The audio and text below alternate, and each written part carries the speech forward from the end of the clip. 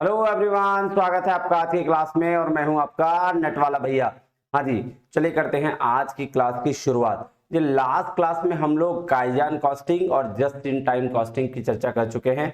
आज हम लोग पढ़ने वाले हैं जी क्या, आज हम लोग पढ़ने जा रहे हैं जी ब्रेक इवन एनालिसिस और मार्जिनल कॉस्टिंग। नहीं, हाँ जी सर। तो चलिए मार्जिनल कॉस्टिंग की चर्चा करने से पहले चलते हैं क्लास में और देखते हैं क्या होता है मार्जिनल कॉस्टिंग। ठीक है, हाँ जी सर। अब देखिए मार्जिनल कॉस्टिंग में ना बेसिकली हम लोग को जो क्वेश्चन यूजीसी नेट में पूछे जाते हैं वो प्रैक्टिकल बेस्ड क्वेश्चन होता है, जिसमें सबसे बड़ा जो रोल होता है वो है कंट्रीब्यूशन का। ठीक है, क्या होता है कंट्रीब्यूशन, आइए समझते हैं। और कंट्रीब्यूशन के साथ साथ हमें दो तरह की कॉस्ट की भी चर्चा करनी होती है जो इस कंट्रीब्यूशन में रोल प्ले करता है। एक है जी फिक्स कॉस्ट और एक है जी वेरिएबल कॉस्ट। तो फिक्स्ड कॉस्ट वो कॉस्ट होता है जो किसी भी लेवल पे क्या होता है, फिक्स रहता है, ना बढ़ता है ना घटता है। और वेरिएबल कॉस्ट वो कॉस्ट होता है जो हर यूनिट के हिसाब से चेंज होता रहता है। जैसे फॉर एग्जांपल आइए हम लोग आराम से प्रैक्टिकली इस चीजों को समझते हैं, सीखते हैं। नहीं, हाँ जी सर, देखिएगा जी, एक मिनट रुक जाइएगा, ये लीजिए। हाँ देखिएगा, तो मैंने क्या बोला, मान लेते हैं फिक्स कॉस्ट। अब फिक्स कॉस्ट का क्या एग्जांपल होगा ये ध्यान दीजिएगा। तो सर फिक्स कॉस्ट का एग्जांपल जो होगा वो हो जाएगा जी रेंट। आप सपोज करिए, मान लेते हैं कि आपने एक दुकान खुला है, वो रेंट पर है। तो ऐसा होता है क्या कि मतलब 10 यूनिट सामान खरीदे या 10 केजी सामान खरीदे तो हमको रेंट 10 रुपया देना पड़ा, और जब 20 केजी सामान खरीदे तो 20 रुपया। ऐसा तो नहीं होता है, रेंट तो फिक्स ही होता है। तो हम ये सपोज मान के चलते हैं कि जो रेंट है किसी दुकान का वो कितना है, 12,000 रुपया। क्या है, तो फिक्स कॉस्ट क्या हो गया कि वो जो जो अप एंड डाउन नहीं होता है, मतलब फिक्स्ड रहता है हमेशा। क्लियर है बात, हाँ जी सर। और उसकी दूसरा है वेरिएबल कॉस्ट। और वेरिएबल कॉस्ट का मतलब क्या हुआ जी, वेरिएबल कॉस्ट मतलब वेरी करते रहना है ना यूनिट के हिसाब से। जैसे मान लेते हैं कि अगर हमने एक यूनिट परचेज किया कोई सामान, मान लेते हैं एक यूनिट परचेज किया कोई सामान, तो उसका प्राइस लग गया, मैं मान लेते हैं 80 रुपया। ठीक है, ठीक है, हाँ जी। नहीं, इसको 80 नहीं, इसको 40 मान लो, चलो आधा हो जाएगा तो इजी हो जाएगा काम करना। ये लीजिए, आपने इसको मान लिया 40 रुपए। ठीक है, तो 2 यूनिट का कितना हो जाएगा जी, 80 रुपया। 3 का 120 रुपया। ये क्या है, ये परचेज प्राइस है। नहीं, हाँ जी सर। अब देखिए, अब मान लेते हैं जो सेल प्राइस है, सेलिंग प्राइस भी तो होगा।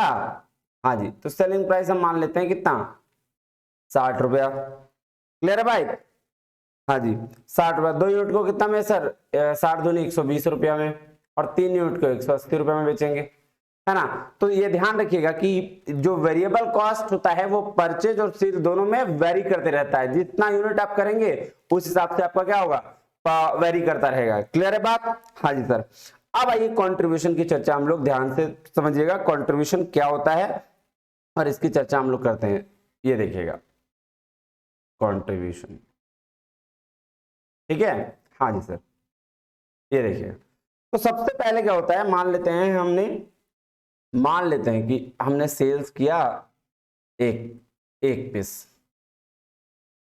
एक पीस सेल्स किया, 2 पीस भी सेल्स किया और 3 पीस भी सेल्स किया। तीनों का 3 चीज हम लोग देखते हैं कि क्या फायदा होता है। ठीक है, सेल्स कितना हो गया जी, एक मिनट रुकिएगा। हाँ, तो अब देखिएगा, तो सेल्स प्राइस हमने यहां मान लिया, चलो कितना, 100 रुपया। ठीक है, 100 रुपया मान लेते हैं कि सेल्स प्राइस यहाँ कितना है, 100 रुपया। तो 2 पीस का कितना हो जाएगा, 200 रुपया। और 3 पीस का कितना हो जाएगा, 300 रुपया। क्लियर है बात, हाँ जी सर। अब ध्यान दीजिए, सेल्स प्राइस में हम लोग और क्या करेंगे, कंट्रीब्यूशन निकालने के लिए वेरिएबल कॉस्ट को माइनस कर देते हैं, वेरिएबल कॉस्ट को माइनस कर देते हैं। अब वेरिएबल कॉस्ट मतलब कि सर जिस जिस रेट पर हम लोग परचेज कर रहे हैं, ठीक है, जिस रेट पर हम लोग एक यूनिट गुड्स को परचेज कर रहे हैं जो वेरी करता है, वेरिएबल कॉस्ट का ही मतलब बताया था ना अभी ऊपर मैंने। देखिए ये एग्जांपल के तौर पर मैंने दिया था ना कि जो परचेज कर रहे हैं हम लोग एक यूनिट, ये देखिए 40, 80, 120, ये एग्जांपल दिया था। हाँ, तो वेरी करना तो उसको बोलते हैं क्या, वेरिएबल कॉस्ट। चलिए आइए अब ध्यान दीजिएगा यहाँ, तो वेरिएबल कॉस्ट मैंने यहाँ क्या कितना मान लिया, यहाँ मान लिया मैंने कि 60 रुपए मेरा वेरिएबल कॉस्ट है, ठीक है। तो 1 यूनिट का 60 रुपया, तो 2 यूनिट का 120 रुपया, 3 यूनिट का कितना हो गया 180 रुपया। क्लियर है बात? हाँ जी। अब इसके बाद ये चूंकि इसको माइनस करना है इसलिए मैंने इसको ब्रैकेट में डाला है। अब सेल्स में वेरिएबल कॉस्ट को अगर माइनस करते हैं तो निकलता है क्या, कंट्रीब्यूशन, ठीक है। तो ये कितना आ जाएगा, 100 में 60 गया तो 40 रुपया, 40 रुपया आ जाएगा। और यहाँ 200 में 120 80, फिर 3 यूनिट का हो जाएगा 120 रुपया, ठीक है। तो ये निकल गया जाए कंट्रीब्यूशन। अब इस कंट्रीब्यूशन में हम लोग माइनस करते हैं जी क्या, फिक्स्ड कॉस्ट, फिक्स्ड कॉस्ट। तो फिक्स कॉस्ट तो हम लोग का मान के चलते हैं यहाँ कि 12,000 रुपए, चलो मान लेते हैं। तो फिक्स कॉस्ट तो फिक्स कॉस्ट, चाहे हम 1 यूनिट परचेज करें, चाहे 2 यूनिट करें, चाहे 3 यूनिट सेल करें, परचेज और सेल वेरिएबल होता है, लेकिन फिक्स कॉस्ट मेरा क्या होता है, हमेशा फिक्स्ड होता है। तो 12,000 रुपया, यहाँ भी 12,000 रुपया और यहाँ भी 12,000 रुपया। क्लियर है बात? हाँ जी सर। अब ध्यान दीजिएगा, क्योंकि मेरा फिक्स कॉस्ट कितना है 12,000 है और यहाँ से मेरा कंट्रीब्यूशन कितना निकला है 40 रुपया, तो ऑलरेडी लॉस में हम कितना है अभी 11,960 रुपया। फिर इसी तरह से जब दूसरा यूनिट बनेगा तो हम कितना लॉस में रह जाएंगे 11,920 रुपया, तीसरा यूनिट बचेगा तो 11,880 रुपया। अब आप समझिएगा, इस चीज को ध्यान से समझिएगा, बहुत बहुत इंपॉर्टेंट कॉन्सेप्ट है। इस चीज को क्या करना है आपको ध्यान समझना है, एक मिनट। हाँ ये देखिए सेल्स, अब इस बात को ध्यान से समझिएगा कि एक यूनिट की वजह से कितना चेंजेस आ रहा है। आप देख लीजिए, एक यूनिट की वजह से सीधा सीधी प्रॉफिट में चेंजेस आ रहा है ना। फिक्स कॉस्ट एक मेरा बराबर है, तो आप ये बताइए मुझे कि जब हमने 1 पीस बेचा तो इतना का लॉस, 2 पीस बेचा तो इतना का लॉस, 3 पीस बेचा तो इतना का लॉस, तो कितना हम बेच लेंगे, कितना प्रोडक्ट हम बेच लेंगे जिससे मेरा क्या होगा फिक्स कॉस्ट एटलीस्ट बराबर हो जाएगा। तो फिक्स कॉस्ट बराबर करने के लिए क्या करेंगे, सिंपल सा फंडा है। तो कितना फिक्स कॉस्ट है 12,000, ठीक है, और हमारा कंट्रीब्यूशन कितना है 40,000, 40 रुपया, ठीक है। तो इसको डिवाइड कर दीजिए, ये कितना आ जाएगा 300 यूनिट अगर हम बेच लेंगे तो मेरा क्या होगा, हम बराबर पे आ जाएंगे, ना प्रॉफिट ना लॉस। आइए इसको भी चेक कर लेते हैं, क्या ये हम सही कह रहे हैं। देखिए मान लेते हैं हमने क्या किया 300 पीस बेच दिया। अब 300 गुने 100 कितना हो गया 30,000 रुपया, ठीक है। अब वेरिएबल कॉस्ट कितना था 60 रुपया, यानी कि तो 60 रुपया करके 300 तो 18,000 आ गया। अब कंट्रीब्यूशन कितना आ गया 12,000। क्लियर है? अब जब कंट्रीब्यूशन 12,000 है और फिक्स कॉस्ट कितना है 12,000 है, तो ये क्या हो जाएगा 0। देख रहे हो? तो क्या करना है बेसिकली कि हमको फिक्स्ड कॉस्ट को उस जगह ले जाना है जहां मेरा ये जो माइनस वाला पार्ट है वो क्या हो जाएगा 0 हो जाएगा। अब एक चीज और देख लीजिए, क्या हम 1 पीस सिर्फ इंक्रीज करेंगे और फिक्स कॉस्ट से मेरा प्रॉफिट निकलना शुरू हो जाएगा। देखिए कैसे, अब मान लेते हैं 301 पीस है, ठीक है। 301 पीस का रेट कितना होगा 30,100, क्योंकि 100 रुपए पीस सेल किए थे। 18,000 कितना हो जाएगा 60 रुपया, 18,060 रुपया। क्लियर दिख रहा है? थोड़ा और छोटा कर देता हूं मैं, 18,060 रुपया, और 18,060 में इधर जाएगा तो कितना आ जाएगा 12,040 रुपया। आपका फिक्स्ड कॉस्ट कितना है 12,000, यहाँ कितना 40 रुपया। तो सर ये क्या प्रॉफिट नहीं है कि नहीं है? हाँ जी सर ये प्रॉफिट है। इसी पे पूरा कॉन्सेप्ट बेस है, बस ध्यान रखिएगा, मैं एक एक चीज करके भी आपको समझाऊंगा। अब 1 पीस कम करके देखते हैं, चलिए 299, तो अब 30,000 में 100 कम हो गया तो 29,900 हो गया।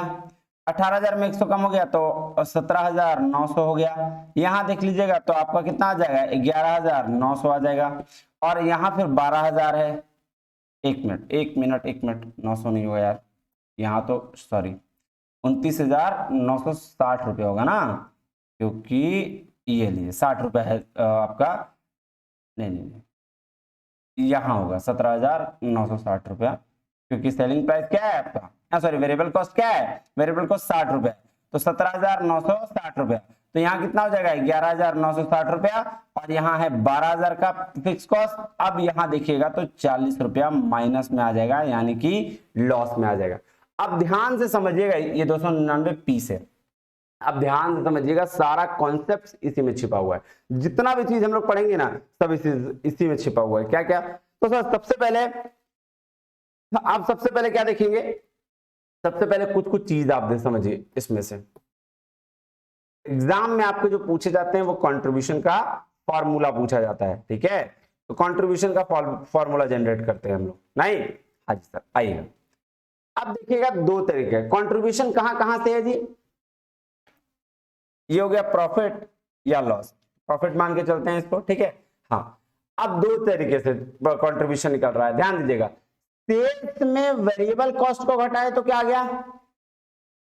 कंट्रीब्यूशन। और जस्ट अपोजिट अब कर लीजिए कि अगर प्रॉफिट में फिक्स कॉस्ट को जोड़ दिए या लॉस में फिक्स कॉस्ट को माइनस कर दिए तो क्या निकला? कंट्रीब्यूशन। तो यहां दो फॉर्मूला निकल के आ गया, देख लीजिए ना आपके सामने। 100 रुपया सेल्स प्राइस था, वेरिएबल कॉस्ट 60 रुपया था, 40 रुपया कंट्रीब्यूशन। उसी तरह से 12,000 रुपया फिक्स कॉस्ट था और 40 रुपया क्या था? कंट्रीब्यूशन। तो यानी 11,960 रुपया प्रॉफिट निकल गया। तो हम इसको ऐसे कह सकते हैं कि 12,000 रुपया क्या था? फिक्स कॉस्ट, और प्रॉफिट 11,960 रुपया, तो 40 रुपया क्या कंट्रीब्यूशन निकला? हाँ जी सर। तो फॉर्मूला दो निकल के आ गया कंट्रीब्यूशन का। क्या क्या? Contribution equal to sales price minus variable cost. दूसरा निकल गया क्या? Fixed cost plus profit. ये दोनों आपका इसी में, देख लीजिए, मैंने कुछ नहीं करा है, ये तो देख लीजिए। सेल्स में वेरिएबल कॉस्ट को घटाया तो कंट्रीब्यूशन आ गया। अब फिक्स, यहां देखिए, ये फिक्स कॉस्ट था, ये 12,000 रुपया, और ये क्या था? आपका कंट्रीब्यूशन। तो हम ऐसे ऐसे इसमें ये ध्यान रख लीजिए तो आपका इजी से क्लियर हो जाएगा। जैसे contribution minus fixed cost equal to profit था। ये देखिए, ये सिंपल है, एकदम सिंपल है, यहां कुछ नहीं है। ये फिक्स कॉस्ट, ये देखिए, ये फिक्स कॉस्ट, ठीक है, ये कंट्रीब्यूशन।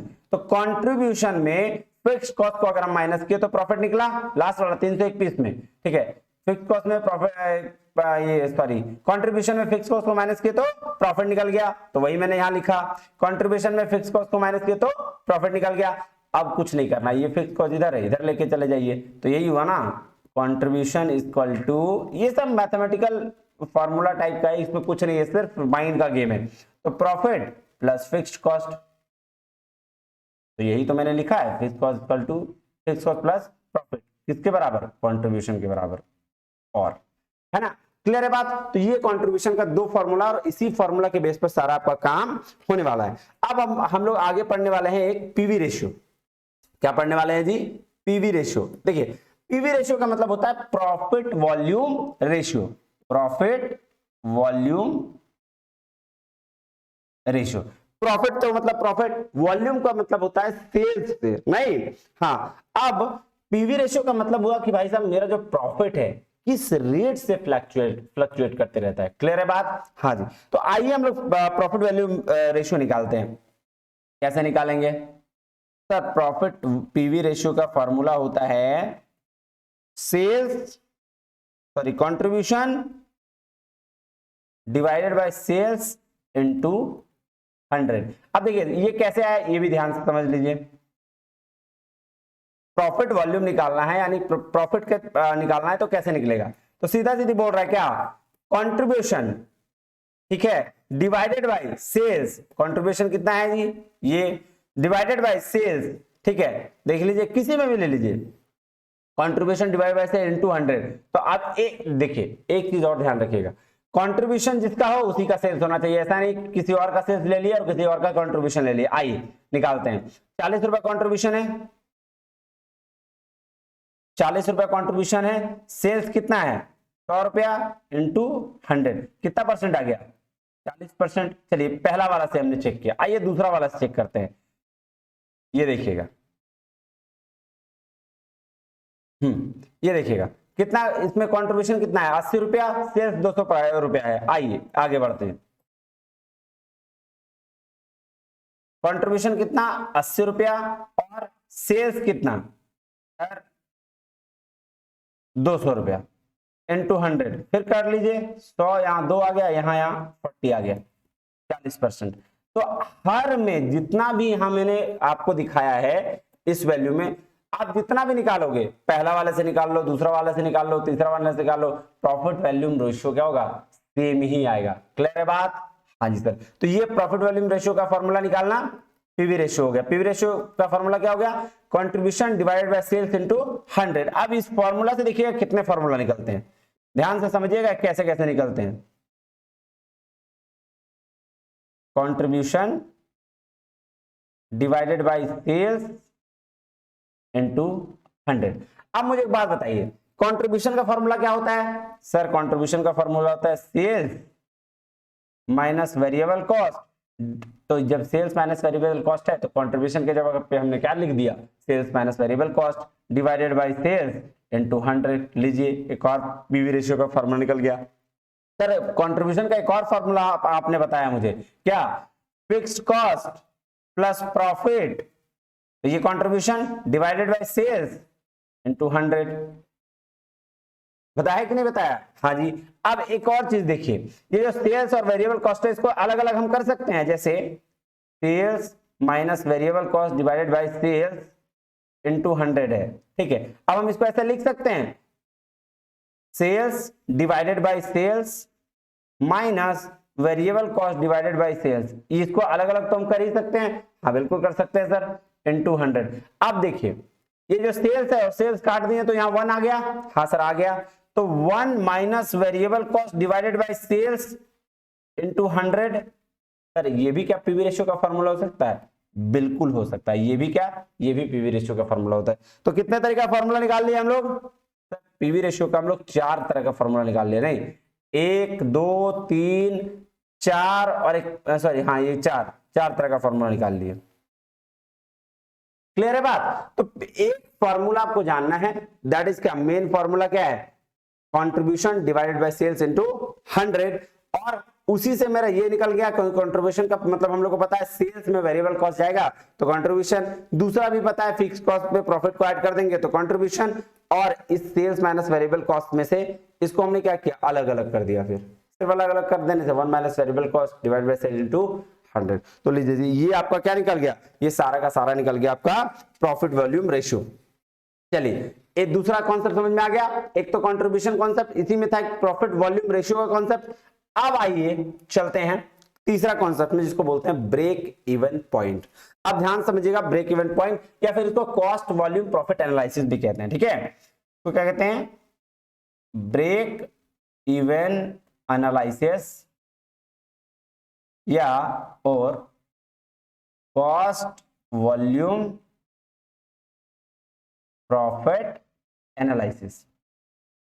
अब देखिएगा ब्रेक इवन एनालिसिस का क्या मतलब होता है। मान लेते हैं एक लाइन है यहाँ पे, एक ये लाइन समझिए, ठीक है। ये लाइन ऐसा लाइन होता है ब्रेक इवन एनालिसिस जिसको हम लोग बोलते हैं क्या, नो प्रॉफिट नो लॉस। मतलब जहां मेरा फिक्स्ड कॉस्ट कंट्रीब्यूशन के बराबर हो जाए वो स्टेज ये हो जाता है। देखना है कैसे सर, कैसे बोल रहे हैं ये बात, आइए दिखाता हूं मैं आपको। चलिए ये ध्यान दीजिए, ये देखिए जहां मेरा फिक्स कॉस्ट कंट्रीब्यूशन के बराबर हो गया था। अब ये देखिए मेरा कंट्रीब्यूशन यहाँ 12,000 रुपए था, आ गया था जब 300 पीस, अभी हमने जो करके दिखाया था थोड़ी देर पहले, क्या कि ये जो 300 पीस कैसे निकाले थे हम लोग, 12,000 में से 40 रुपए जो कंट्रीब्यूशन था इसको माइये कर दिए थे। 300 पीस जब हम लोग सेल्स कर रहे थे तो हमारा कंट्रीब्यूशन था ना, हाँ जी सर, ये देखिए जब 300 पीस हमने सेल किया तो 30,000 रुपए सेल्स प्राइस आया 100 रुपए के रेट से, और 18,000 रुपए क्या आया, वेरिएबल कॉस्ट। तो सेल्स में वेरिएबल कॉस्ट किया तो 12,000 रुपए मेरा कंट्रीब्यूशन आया। अब इसी 12,000 कंट्रीब्यूशन के बराबर ही तो था फिक्स कॉस्ट, तो यहां पे जो वैल्यू आई वो 0 आ गई। इसका मतलब ये है कि 300 पीस अगर आप सामान बेच देंगे तो आप ना लॉस में रहेंगे और ना प्रॉफिट में। जैसे ही आप 300 से 301 पीस पर आएंगे तो यहां 40 रुपए का आपका प्रॉफिट हो जाएगा, और 300 से अगर एक पीस भी अगर आप कम में आएंगे तो 40 रुपए का लॉस हो जाएगा। क्लियर है बात? आई थिंक समझ में आ गया होगा। तो उसी तरीके से यहां ये आप ये देखिए मैं दिखाता हूं आपको, हाँ ये इसीलिए इसको, इस लाइन को कहते हैं नो प्रॉफिट नो लॉस, एकदम ब्रेक इवन पॉइंट। यहां से थोड़ा सा भी अगर आप इधर आ गए थोड़ा सा भी अगर इधर आ गए तो ये हो जाएगा प्रॉफिट जोन और ये हो जाएगा क्या, लॉस जोन। क्लियर है बात? हाँ कि ना? हाँ जी सर क्लियर तो है, एकदम सिंपल सा तो बात है कि जहां प्रॉफिट एकदम मिड में हम हैं, जहां प्रॉफिट ना लॉस, तो उसको हम लोग ब्रेक इवन पॉइंट बोलते हैं। और ये कब होगा, जब फिक्स्ड कॉस्ट के बराबर मेरा कंट्रीब्यूशन हो जाएगा। क्लियर है बात? हाँ जी सर। आइए अब आगे इसके कुछ फॉर्मूले हैं, उस फॉर्मूलों को हम लोग को सीखते हैं, है ना। अब देखिए दो तरीके से ब्रेक इवन पॉइंट निकलता है। एक तो निकलता है क्वांटिटी के बेस पर, क्वांटिटी के बेस पर, या इसको हम लोग बोल सकते हैं पर यूनिट बेस पर, पर यूनिट के बेस पर। इसका क्या फॉर्मूला होता है सर? तो सर इसमें सिंपल फॉर्मूला होता है कि total fixed cost divided by contribution per unit. ठीक है, ये होता है। अब टोटल फिक्स कॉस्ट और कंट्रीब्यूशन पर यूनिट, ये तो दिया हुआ है आपका क्वेश्चन में, निकाल लीजिएगा। दूसरा होता है वैल्यू या रुपीस के बेस पर, वैल्यू या रुपीस के बेस पर। इसका क्या फॉर्मूला होता है sir? Total fix cost divided by contribution into sales, ये फॉर्मूला होता है। देखिए इससे ना ए वैल्यू के फॉर्म में जब पूछे तो पीवी रेशियो से भी एक फॉर्मूला निकल सकता है। तो कैसे निकल सकता है वो भी देख लीजिए। देखिए पीवी रेशियो का फॉर्मूला हमने क्या बताया था sir? Contribution divided by sales. हमने ये बात देखा था? हाँ सर बिल्कुल देखा था। इक्वल टू क्या बोला? पीवी रेशियो बोला। हाँ सर बिल्कुल बोला। ठीक है, अब मुझे एक बात बताइए, जब हमको ऑपोजिट कर देना होता है, तो ये बात तो आप लोग को बचपन में पढ़ाया गया होगा कि जब हमको इसको उल्टा कर देना था, सेल्स ऊपर चला जाए और कंट्रीब्यूशन नीचे आ जाए, तो इधर वाला 1/डिवाइडेड पीवी रेशियो हो जाता है। हो जाता है कि नहीं हो जाता है सर? हो जाता है। तो यही बात नहीं किया गया, देख लीजिए। तो सेल्स और कंट्रीब्यूशन, यही सेल्स ऊपर और कंट्रीब्यूशन नीचे नहीं है, तो क्या इस जगह पे हम इसको पुट कर सकते हैं? हाँ सर पुट कर सकते हैं। तो हम इसी वैल्यू को ध्यान दीजिएगा, total fix cost divided bye, हम इसको पीवी रेशियो लिख सकते हैं। हाँ जी सर लिख सकते हैं। तो ये वैल्यू के बेस पर दूसरा फॉर्मूला आ गया। क्लियर बात? एक ये फॉर्मूला और एक ये फॉर्मूला। सर आप पीवी रेशियो यहां क्यों लिख दिए? तो देखिए एक के जगह पर टोटल फिक्स कॉस्ट, अगर हम टोटल फिक्स कॉस्ट को एक से मल्टीप्लाई करेंगे तो टीएफसी ही आएगा ना, टोटल फिक्स कॉस्ट ही आएगा। और पीवी रेशियो के जगह पर सेल्स और डिवाइड बाय कंट्रीब्यूशन ऑलरेडी है, तो सेल्स और डिवाइड बाय कंट्रीब्यूशन हमने डाल दिया, तो यही निकल गया फॉर्मूला। क्लियर है बात? तो देखो इतने इजी तरीके से आपका फॉर्मूला आ रहा है। क्लियर है? हाँ जी सर, ये हो गया आपका ब्रेक इवन एनालिसिस। एक कॉन्सेप्ट और बचा है, उसके बाद हम लोग चर्चा करेंगे क्या थ्योरेटिकल पार्ट का। नहीं? हाँ जी सर। आइए देखिएगा, है एक मार्जिन ऑफ सेफ्टी का कॉन्सेप्ट है। किसको क्या बोलते हैं? Margin of safety. ठीक है, आइए क्या होता है मार्जिन ऑफ सेफ्टी? अब एक बात बताइए, मार्जिन ऑफ सेफ्टी मतलब सुरक्षा का मार्जिन नहीं, मार्जिन मतलब प्रॉफिट। हाँ जी सर। अब इसी लाइन पे आइए थोड़ा, अगर मैं ये मैंने क्या बोला था sir? BEP, break even point है। ठीक है, जहां क्या होता है? नो प्रॉफिट और नो लॉस, ना प्रॉफिट है ना लॉस है। और वो कितने यूनिट पे था सर? 300 यूनिट पे था, याद है ना? हाँ सर 300 यूनिट पे ही मेरा फिक्स कॉस्ट के बराबर कंट्रीब्यूशन था। तो ये मेरा क्या था? ये बीपी यूनिट यानी कि फिक्स था आपका, नो प्रॉफिट नो लॉस में था। अब मुझे बताइए, अगर मैं 400 यूनिट सेल कर दूं तो यहां से यहां तक क्या है मेरा? 100 यूनिट का सेल्स एक्स्ट्रा है, तो 100 यूनिट वाला प्रॉफिट हुआ ना जी? हाँ जी सर। तो 100 यूनिट का अगर जो प्रॉफिट है, तो इसी को हम लोग क्या बोलेंगे? इसी को हम लोग बोलेंगे मार्जिन ऑफ सेफ्टी। क्योंकि यहां तक तो मुझे इधर जा रहे थे तो लॉस था, इधर आ रहे थे प्रॉफिट था। तो 300 यूनिट तक तो मुझे कोई दिक्कत नहीं थी, 300 यूनिट के बाद प्रॉफिट शुरू हो गया। तो अब इसको हम क्या बोलेंगे? अब एक बात बताइएगा, जैसे 300 यूनिट का सेल्स प्राइस कितना था? 300 यूनिट गुने 100 रुपया करके सेल्स प्राइस था, तो हम 30,000 रुपया यहां लाए। 400 यूनिट करके सेल्स प्राइस 100 रुपया करके था, तो कितना? 40,000 रुपया था। तो अब हम ये कह सकते हैं कि 40,000 में 30,000 घटा देंगे तो मेरा मार्जिन ऑफ सेफ्टी निकल गया। क्यों सर? क्योंकि 400 यूनिट का सेल किया था हमने ज्यादा, और 300 यूनिट में मेरा क्या था, बीपी था, यानी कि ना नो प्रॉफिट नो लॉस था। तो यहाँ के बाद का जो प्रॉफिट था वही तो मेरा, यहाँ के बाद का जो यूनिट था वही तो मेरा मार्जिन ऑफ सेफ्टी हो गया। हाँ जी सर। तो 40,000 में 30,000 को अगर आप माइनस कर दीजिएगा तो 10,000 रुपए जो आएगा वही क्या हो जाएगा, इसी को बोलेंगे जी हम लोग क्या, मार्जिन ऑफ सेफ्टी। अब सर प्रॉफिट कैसे निकलेगा? तो आपको पता है 1 यूनिट का प्रॉफिट 40 रुपया निकाला था हमने, ये देखिए निकाला था ना, ये देखिए ये 40 रुपया प्रॉफिट निकाला था हमने, यहां ये देख लो, है ना। तो अब 1 यूनिट का अगर प्रॉफिट हमने 40 रुपया निकाला तो मुझे बताइए 100 यूनिट का प्रॉफिट कितना हो जाएगा? 100 यूनिट है ना जी, 1 मिनट, 100 यूनिट है ना? हाँ जी सर। तो 100 यूनिट गुने 1 यूनिट का 40 रुपया, तो 4,000 रुपया आपका क्या निकल जाएगा, प्रॉफिट निकल जाएगा। क्लियर है बात? हाँ जी सर, ये बात क्लियर है।